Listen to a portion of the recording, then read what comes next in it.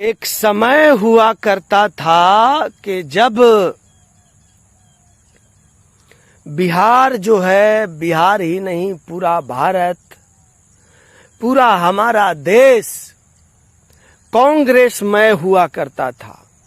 कहीं भी किसी राज्य में, किसी क्षेत्र में, किसी विधानसभा में, किसी लोकसभा में चुनाव हो रहा है तो वहां कांग्रेस के ही नेता जीत के आते थे, चाहे खड़ा कितने भी निर्दलीय पार्टी के हों या जो नई नई पार्टी उस समय बनी होंगी उन पार्टी के हों, लेकिन जीतता कांग्रेस का ही आदमी था।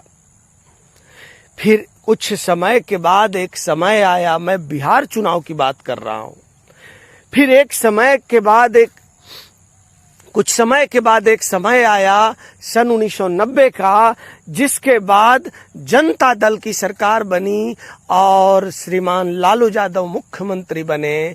उनके 5 साल के शासनकाल के बाद फिर जब समय आया तो लगातार 10 वर्षों तक, ऐसे 10 वर्षों तक जो है किधर भी चुनाव हुआ तो सबसे ज्यादा आरजेडी के जो है नेता जीत करके आए, आरजेडी के कैंडिडेट जीत करके आए। किधर भी चुनाव हुआ हर समय राजद, हर जगह पे राजद ही दिखता था और लालू जी के ही पार्टी के लोग जीत करके आते थे मोस्टली।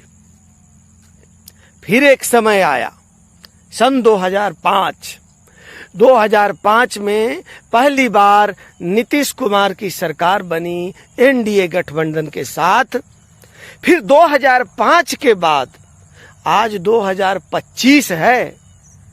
इतने सालों में जितने भी चुनाव हुए बिहार में, हर जगह मोस्टली जो है अधिकतर क्षेत्र में एनडीए के ही प्रत्याशी जीत करके आए, नीतीश कुमार के ही पार्टी के लोग जीते, भाजपा के ही पार्टी के लोग जीते और बहुत कम संख्या रही विपक्ष के पार्टी आरजेडी के, जो कभी शीर्ष पर हुआ करती थी।